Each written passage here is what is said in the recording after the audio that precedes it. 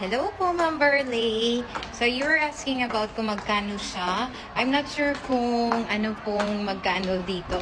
Is it the What Aron entrance fee or yung damit or sasabihin ko na lang po lahat. So, sa video ko pong ito, nasa Wat Aron po ako. That's the Temple of Dawn sa may Bangkok, Thailand. Ang entrance fee po ng Wat Aron is 300 baht. Palakad pala ako. Pasensya po. Pabalik na kasi ako ng office, kakatapos ko lang ng third period and that's my first class for today. Dalawa lang kasi yung klase ko today. Tapos nag-Y-curve pa kami. So yun lang. So let's continue. Regarding naman sa damit ko, yung naka-gold ako dyan, meron po sa labas ng Wat Aron, bago po kayo papasok, pwede na po pumunta sa mga shops. So, yung mga shops po, iba-iba yung presyo nila. May 300, may 200, may 150. Pero kami, pinili po namin yung 150 baht, which is super sulit na. Dahil, ang inclusions dun, mga damit, yan, up na, lahat na, up and down na yan. Tapos yung accessories na, tsaka free na yan sa pag-aayos ng buhok. Kaya nakakatuwa kasi 150, napakadami mong choices. Napakadaming kulay, for girls and for boys, same price lang po, 150 baht.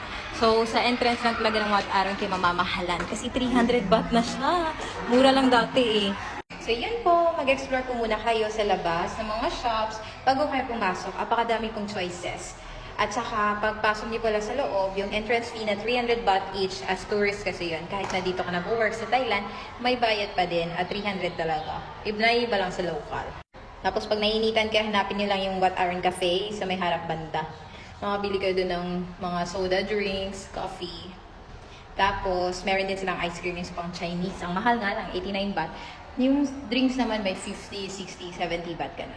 So, dapat handa lang talaga kayo bago kayo pumunta doon. At hindi na naman pagsisiyan. Super worth it naman yung experience, lalo na pag nakadamit ka ng ganito. Gusto ko yung gold. Pero ang daming kulay. Gusto ko din matry yung silver, at yung blue, at yung pink.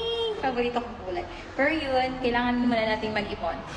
Next time ulit. Yun lang po. Share ko lang. Sana nakatulong po, Ma'am Burley. Bye!